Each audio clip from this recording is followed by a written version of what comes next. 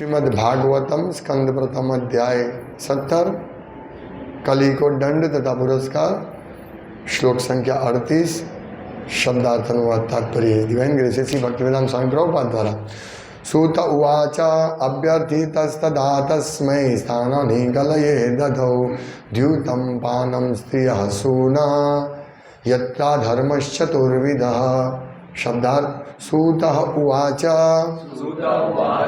सूत गोस्वामी ने कहा, अभ्यर्थितः इस प्रकार से निवेदित, तदा उस समय, तस्मै उसको, स्थानानि स्थानों को, कलये कली को, ददौ अनुमति प्रदान की, द्यूतम जुआ खेलना, पानम मद्यपान, स्त्रियों से अवैध संबंध,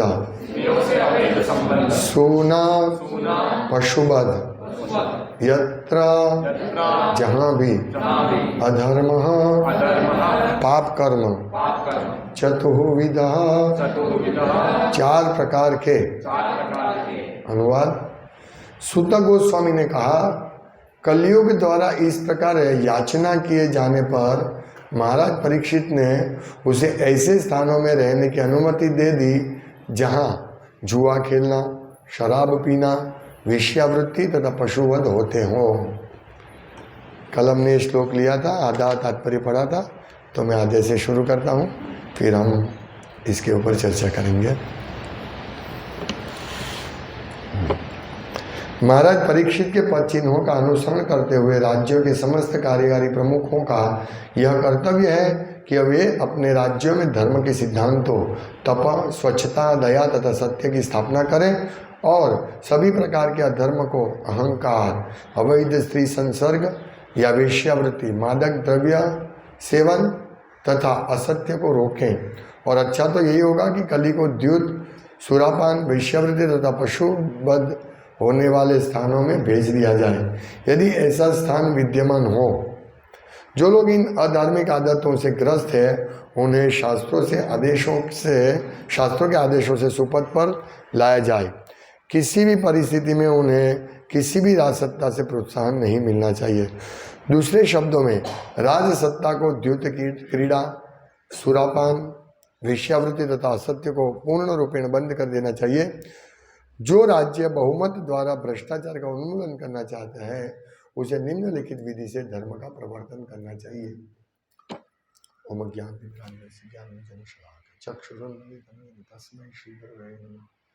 श्री चैतन्य मनोभीष्टं स्थापितं येन भूतले स्वयं रूप गदामयं ददाति सुपदान्तिकम्।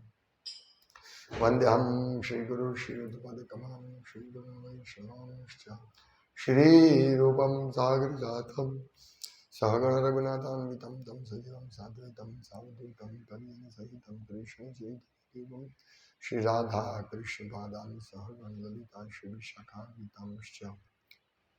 हे कृष्ण करुणा सिंधु दीनबंधु जगतपति गोपेश गोपिका कांत राधाकांत नमोस्तुते तप्त कांचन गौरांगी राधे वृंदावनेश्वरी वृषभानुसुते देवी नमामि हरि प्रिय वाञ्छाकल्पतरुभ्यश्च कृपा सिन्धुभ्यैव च पतितानां पावनेभ्यो नमो नमः।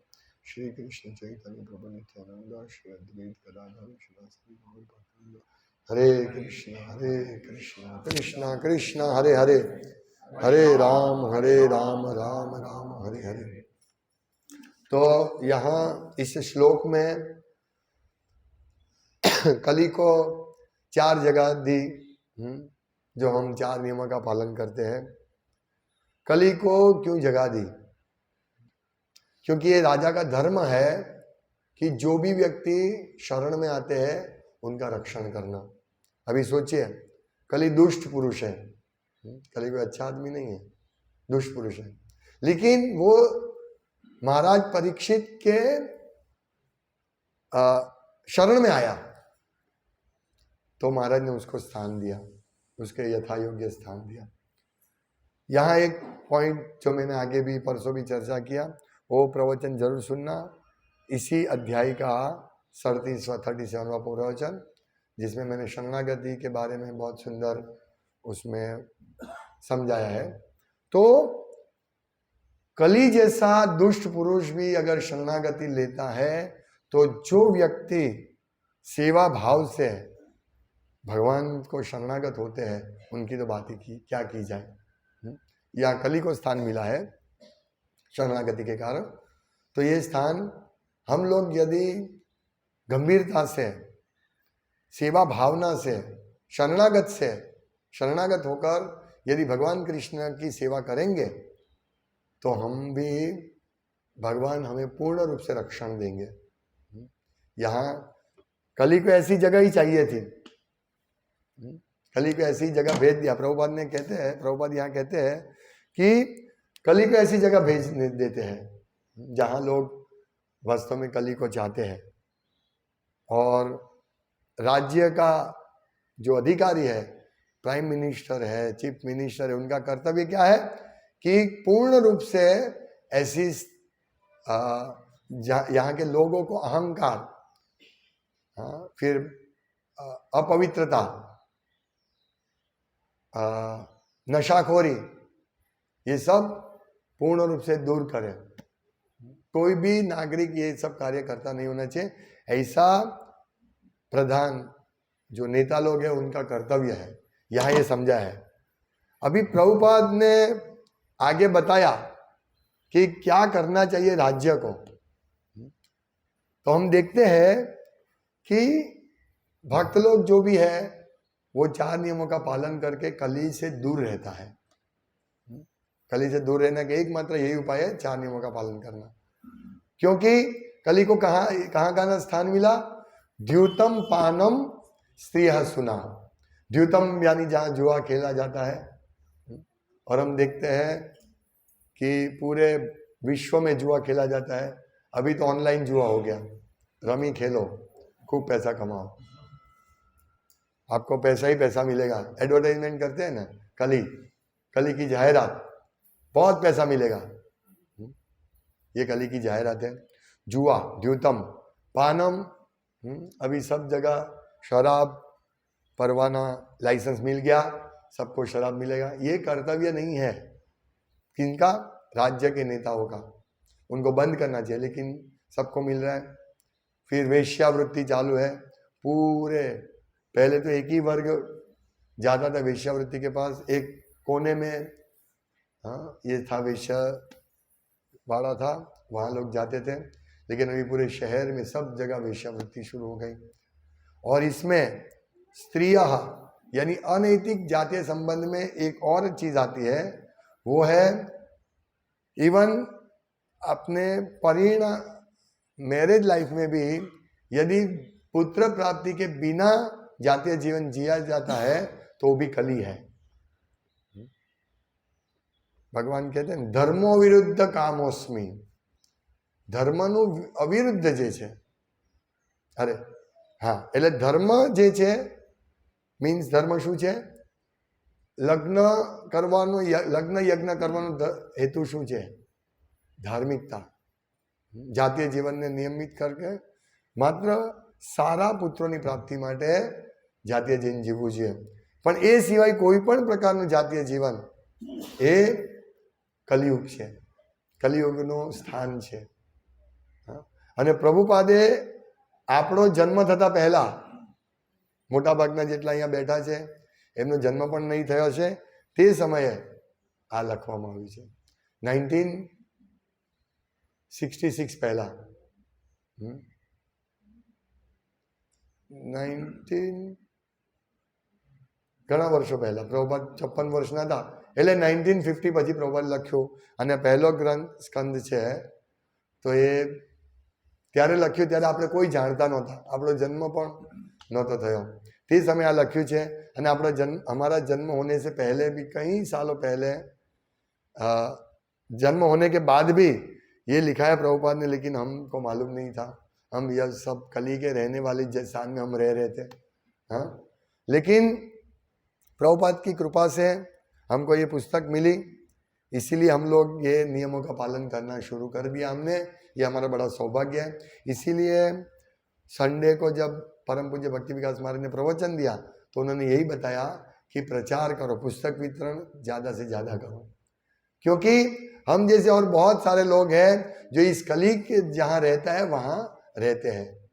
तो ये प्रभुपाद ने ये जो लिखा है नेताओं को विशेष करके उनके लिए और हम लोगों के भी लिए आदेश है। तो प्रभुपाद ने जो सिद्धांत दिया है वो हम ऑलरेडी इस सिद्धांत को जानते हैं और ये सिद्धांत प्रभुपाद ने इनको दिया, नेता लोगों को बोला कि आपके राज्य में इस प्रकार से होना चाहिए। तो क्या होना चाहिए? जो राज्य को सुखी करना चाहते, जो प्रजा को सुखी करना चाहते, कली से दूर रखना चाहते, तो उनके लिए निम्नलिखित विधि से धर्म का प्रवर्तन करना चाहिए। तो क्या है पहला पॉइंट? एक मास में यदि अधिक नहीं तो कम से कम 2 दिन अनिवार्य उपवास।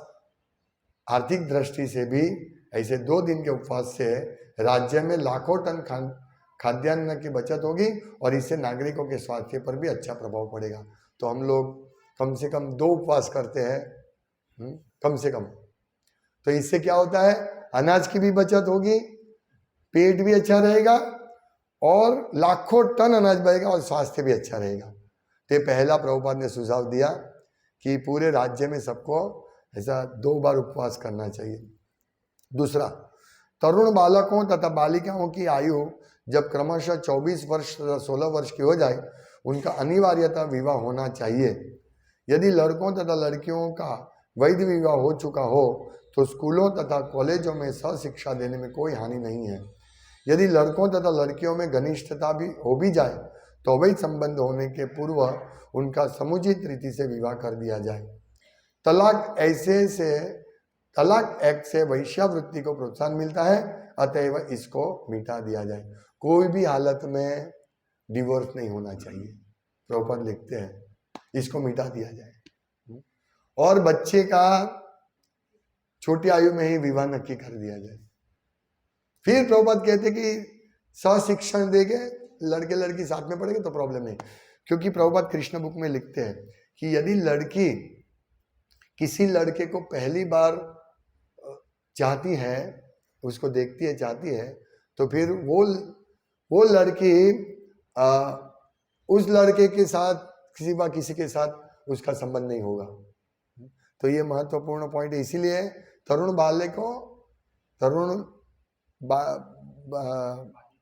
बालकों और बालिका का विवाह कर देना चाहिए। पहले ये विवाह होता था, लेकिन नियम ये आया कि छोटी उम्र में विवाह करना अच्छा नहीं है, क्योंकि एक दूसरे को जानेंगे। अभी तो विवाह करते हैं, 1 साल घूमते हैं, 2 अवैध संबंध करते हैं, फिर अच्छा लगा तो ठीक है, नहीं तो छूटे हो जाते हैं। तो ये इसकी वजह से कली बहुत फूलता फालता है, कली को पोषण मिलता है। तीसरा, राज्य के नागरिक राज्य में या समाज में आध्यात्मिक वातावरण उत्पन्न करने के लिए अपनी अपनी आय का 50% तक दान में दे। ये तीसरा पॉइंट, दान। वे भागवत के सिद्धांतों का उपदेश। तो ये दान देने का क्यों बोल रहे हैं प्रभुपाद? क्योंकि दान से 2 फायदा होता है। एक तो हमारी भौतिक आसक्ति कम होती है और दूसरा आध्यात्मिक प्रचार के लिए फायदा होता है। तो कैसे हमारा दान है, धन हम कमाते क्यों? फिर तो हम तो कमाने की आवश्यकता नहीं है। यदि 50% भगवान को ही दे देना है तो कमाने का क्या फायदा? ज्यादा 1 लाख कमाते हैं तो 50,000 भगवान को दे देने का फायदा क्या? लेकिन इससे बहुत बड़ा फायदा होता है। हमारी आसक्ति, हमारी एक्सपेंशन करने की, काम में 2 घंटा 4 घंटा काम करते हैं, 8 घंटा काम करते हैं, 10 घंटा काम करते हैं, तो यदि हमको 50% ही भगवान को देना है तो फिर इतना काम क्यों करें? इसीलिए हमारी काम करने की आसक्ति वो कम होती है। और पैसा जब कम रहता है हमारे पास तो क्या होगा? हमारी इंद्रिय तृप्ति की इच्छा कम हो जाएगी। पैसे ही नहीं है तो अच्छे कपड़े कहाँ लाएंगे, सोना कहाँ खरीदेंगे, खाने पीने का ही पैसा वापरेंगे। तो इस प्रकार से भौतिक आसक्ति कम होती है। ये बहुत शास्त्र जो निर्देश देते हैं वो बहुत ही महत्वपूर्ण होते हैं। यदि हमारे पास ज्यादा पैसा है तो हम इसको, ज्यादा पैसे को इंद्रिय तृप्ति में खर्च करेंगे, भगवान में नहीं खर्च करेंगे। जैसे मैं बार बार एग्जांपल देता हूँ, जब मैं 10,000 कमाता था तो 1,000 भगवान, मतलब भगवान को नहीं, ऐसे ही दान देता था। पहले मैं भक्त नहीं था। फिर ज्यादा मेरा सैलरी हुआ तो 30,000 सैलरी हुआ तो 3,000 देने का भगवान की सेवा में। ये तो बहुत भारी है, समझ रहे हैं? जब मेरे पास 20,000 बड़ा वो नहीं देखता हूं मैं, 3,000 देने का, ये आसक्ति। इसीलिए दान अवश्य देना चाहिए, अवश्य। इससे हमारा धन शुद्ध होगा और हमारी धन के प्रति आसक्ति कम होगी।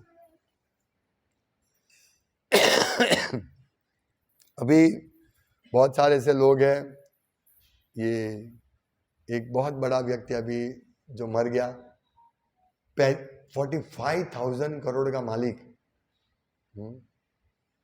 क्या नाम था? झुनझुनवाला, राकेश झुनझुनवाला, 45,000 करोड़ मर गया छोड़ के। तो इसीलिए प्रभुपाद ने ये सूचना दी है, रूप गोस्वामी ने सूचना दी है, कम से कम 50%, या तो अपनी आय का 50% तक दान दे। तो इसका मतलब है 50% तक, यानी हम लोग कम से कम 10-20% तो दान देना ही चाहिए हर महीने। जैसे ही पैसा आया निकाल लो दान के लिए, पैसा उसमें से निकाल ही लेने का, तो हमारा आसक्ति कम होगा और आध्यात्मिक प्रगति के लिए हम लोग निमित्त बनेंगे। यहाँ सेंटर में दान मिलेगा तो यहाँ आध्यात्मिक प्रवृत्ति होती है, और पैसा हमारे पास रहेगा तो हमारे घर में कली का स्थान मिल जाएगा। कली स्थान ले लेगा तुरंत, कली और माया। वो पैसा क्या है? माया देवी। रावण भोग करना चाहता था माया देवी का, उसने सोचा मैं बहुत अच्छी तरह भोग कर लूंगा, लेकिन उसका विनाश हो गया। हम सब जानते हैं कि इस प्रकार माया है, फिर भी हमारा अटैचमेंट ऐसा है, कली और माया मिलकर हमको इतना आसक्त बना देते हैं। इसीलिए शास्त्र के निर्देश होते हैं, तो शास्त्र के निर्देश से हमें कार्य करना चाहिए। शास्त्र में निर्देश क्यों दिए जाए? जैसे सौत्रामणि यज्ञ करना, इसी अध्याय में सौत्रामणि यज्ञ, किसी को दारू पीना है तो सौत्रामणि यज्ञ करो, दारू पियो। मांस खाना है तो काली को अर्पण करो और खाओ। इस प्रकार से स्त्री संग करना है तो शादी करो। तो ये जो शास्त्र का सिद्धांत है, ये सब सिद्धांत उन लोगों के लिए जो तमोगुणी है, हमारे लिए नहीं है कि हम अच्छा अभी भाई शराब पीना है तो चलो सौत्रामणि यज्ञ करो। इसमें प्रभुपाद लिखते हैं जो वो ढूंढते हैं जिनको सुरा शराब पीना है उसे सौत्रामणि यज्ञ करके सुरापान करना चाहिए। तो ये किसके लिए है? हमारे लिए नहीं है भाई, ये सत्वगुणी लोगों के लिए नहीं है, जो निवृत्ति मार्ग पर है, यानी मुक्ति के मार्ग पे है, उनके लिए देखना भी नहीं है। इसी प्रकार निवृत्ति मार्ग पर है तो हमें दान अवश्य देना चाहिए, अवश्य। पहले भगवान का, फिर हमारा घर चलेगा, ये प्रकार। क्योंकि भगवान शरणागतों का पूर्ण रूप से रक्षण करते, तो दान देना भी शरणागति का एक लक्षण है। आनुकूल्य से संकल्प, अनुकूल है दान देना, हमें कृष्ण भक्ति में अनुकूल है, तो इस प्रकार दान देना चाहिए। और उन लोगों को, गवर्नमेंट को भागवत के सिद्धांतों का उपदेश पहला कर्मयोग द्वारा, अर्थात भगवान को प्रसन्न करने के लिए ही प्रत्येक काम करके, तो हमें भगवान को प्रसन्न करने का कार्य करना चाहिए। दूसरा, प्रामाणिक पुरुषों या मुक्तात्माओं से श्रीमद् भागवत का नियमित श्रवण करके, तो श्रीमद् भागवतम का श्रवण करना है मुक्तात्माओं से, और जो आध्यात्मिक रूप से आगे बढ़े हुए हैं, जो परंपरा में संभालते हैं। इसमें एक बहुत महत्वपूर्ण, ये भागवत कथा में श्रीमद् भागवतम के प्रथम अध्याय के 3 स्कंद के 33वें श्लोक में लिखा है कि जो भागवतम सुनने के लिए बहुत आतुर है, मतलब रैप्ट अटेंशन, बहुत रैप्ट मीन्स एकदम तीव्र ध्यान से, यस मुझे भागवतम सुनना है, इस ध्यान से जो सुनता है उनको सुखदेव गोस्वामी का मैसेज मिलता है। तो रैप्ट अटेंशन जरूरी है। ऐसे नहीं सुनने के लिए आज संडे है फिर सुन लेता हूं, फिर नहीं सुनूंगा, नहीं, रैप्ट अटेंशन से सुनना है। तो यही लिखा है, प्रामाणिक पुरुषों या मुक्तात्माओं से श्रीमद् भागवत का नियमित श्रवण करके। तो एकदम ध्यान पूर्वक श्रवण करना है, तो ही हमारी आसक्ति छूटेगी। कभी कभी प्रवचन में होता है, हम बोलते हैं हमें ईर्ष्या नहीं करनी चाहिए, निंदा नहीं करनी चाहिए, सेवा करनी चाहिए। तो लोग क्या सोचते हैं, ये मेरे लिए नहीं है, ये तो इसके लिए है, इसको ईर्ष्या नहीं करनी चाहिए, इसको निंदा नहीं करनी चाहिए, मैं तो सेवा करता हूँ या करती हूँ, मैं तो बहुत अच्छा हूँ। तो ये रैप्ट अटेंशन ये नहीं है, यानी हाँ ये मेरे लिए है। बहुत बार हम देखते हैं, ज्यादा बार, कि जो प्रवचन होता है ना, वो वास्तव में भगवान हमारे लिए ही, हमारे पर्सनल, हमारे लिए, आजू बाजू के लिए नहीं, हमारे लिए इसमें से कुछ लेना है। हमें ये प्रवचन सुनने का ये तरीका होना चाहिए कि ये हमारे लिए बोल रहे हैं और मैं सुन रहा हूं। हाँ, मैं सुन रहा हूं, ये महत्वपूर्ण रैप्ट अटेंशन इसको बोलते हैं, कि बिल्कुल ये मेरे लिए है और मैं इसमें से कुछ प्राप्त करूंगा। तो उनको भागवतम में भगवान का दर्शन होगा। भागवतम के प्रत्येक पृष्ठ पर भगवान का दर्शन करने की यही विधि है। भागवतम का श्रवण कीर्तन करना चाहिए पूर्ण ध्यान से। तीसरा, घर पर या पूजा स्थलों पर सामूहिक रूप से भगवान की महिमा का कीर्तन करना, यानी यहां पर और अपने घर में भगवान की महिमा का कीर्तन, यानी रीडिंग करना, कथा करना, कीर्तन करना। तो ये कली वहां नहीं रहेगा। परीक्षित महाराज ने क्या कहा था कि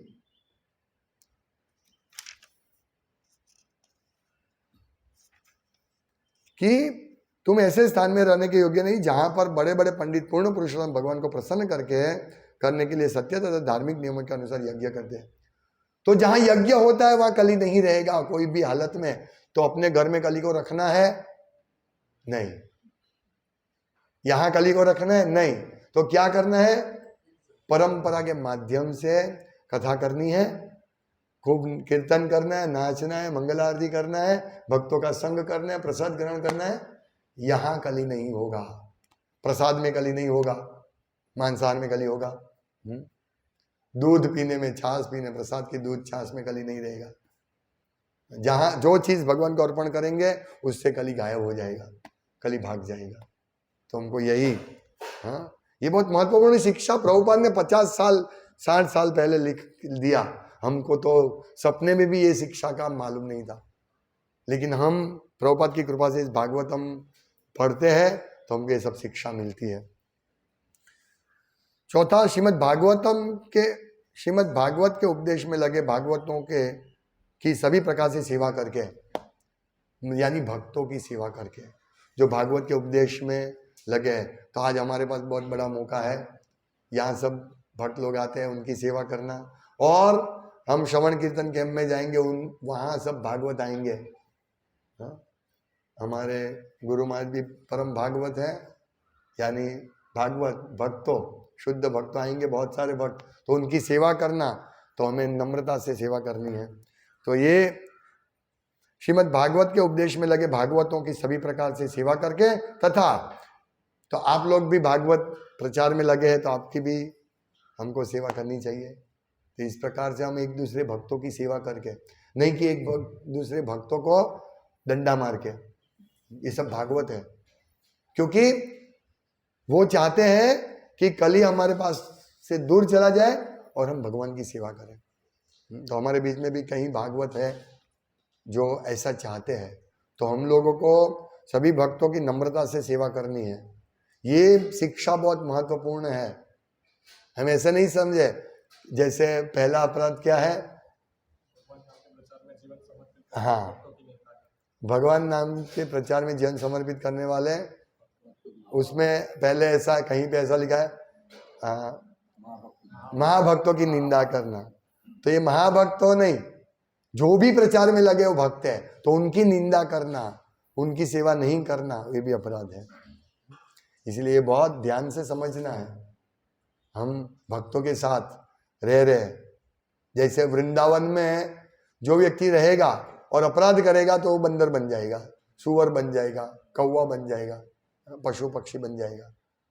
हाँ, बहुत बड़ा रिस्क है। इसी प्रकार भक्तों के बीच में रहना और वृंदावन में रहकर यदि हम भक्ति करेंगे तो 1000 गुना फल मिलेगा। हाँ, लेकिन उसके साथ ये बॉम्ब भी है, जीव तो बॉम्ब, जिंदा बॉम्ब हमारे साथ। इसी प्रकार भक्त तो बहुत दयालु है, लेकिन भक्तों के साथ रहना जिंदा बॉम्ब के साथ रहना समान है। इसीलिए बहुत सावधानी से भक्तों के साथ व्यवहार होना चाहिए हमारा। हाँ, नहीं तो ये बम फटेगा तो हमारा आध्यात्मिक जीवन रुक जाएगा। 5वां, ईश्वर चेतना से पूरित वातावरण वाले स्थान में रहकर, ईश्वर चेतना से पूरित वातावरण वाले स्थान में रहकर ये सिद्धांतों का उपदेश हम सेवा करें। तो घर में भी ऐसा वातावरण होना चाहिए कि घर में यही कृष्ण भावनामृत कार्य सेंटर जहाँ जाए, कार्य हम जहाँ करते हैं वो भी वहाँ भगवान की सेवा होनी चाहिए।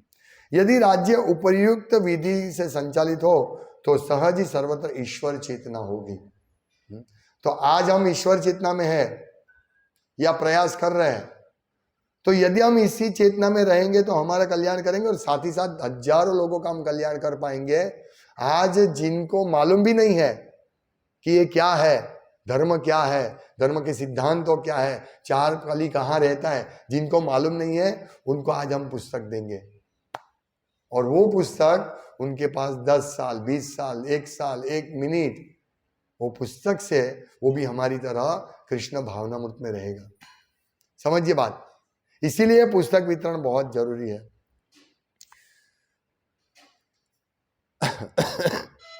सभी प्रकार का जुआ, यहां तक कि सट्टेबाजी भी पतन की ओर ले जाने वाली है। और जब राज्य में जुआ खेलने को प्रोत्साहन मिलता है तो सत्य का सर्वथा लोप हो जाता है। उपर्युक्त आयु से अधिक काल तक तरुणों तथा तरुणियों को अविवाहित रखने की अनुमति तथा सभी तरह के कसाई घरों को लाइसेंस का निषेध होना चाहिए। मांसाहारियों को शास्त्रानुमोदित विधि से मांस ग्रहण करना चाहिए, अन्यथा नहीं। सभी प्रकार का नशा, यहाँ तक कि सिगरेट पीना, तंबाकू चबाना तथा चाय पीना भी निषिद्ध होना चाहिए। अभी तो मैं देख रहा हूँ लड़कियां सिगरेट पी रही है। कल हम लोग रविवार को हम रात को निकले वहां, गुरुवार जाए तब गुरुवार को निकले तो एक कार के पास एक औरत थी साड़ी पहनकर, और एक बुजुर्ग आदमी थे, उम्र वाले थे मेरे ख्याल से, सिगरेट पी रहे, धुआं। और मैंने तो कितनी बार, 2-3 बार देखा कि लड़कियां सिगरेट पीती है। अब ये चालू हो गया, सिगरेट पीना, तंबाकू चबाना। कली किसी को छोड़ता नहीं है। हाँ, किसी को छोड़ता नहीं है। सिगरेट, शराब, लड़कियों को शराब पीना तो बिल्कुल ये है। तो इस प्रकार से, लेकिन खत्री, गांची, गोला में सब लड़कियां भी, स्त्री भी शराब पीती है। तो हम समझ सकते हैं, इसलिए इसका प्रचार अवश्य होना चाहिए ताकि जो लोग को नहीं मिला ये कम से कम उनको मिले तो सही। भागवतम का ज्यादा से ज्यादा, इसीलिए महाराज दूसरी बार वहां क्यों आए? उन्होंने भाई ये मेरा अनुरोध है कि ज्यादा से ज्यादा आप प्रचार करो, पुस्तक वितरण करो। हरे कृष्ण। श्रीमद् भागवतम की जय, श्रील प्रभुपाद की जय। वांछा कल्पतरुभ्यश्च कृपा सिंधु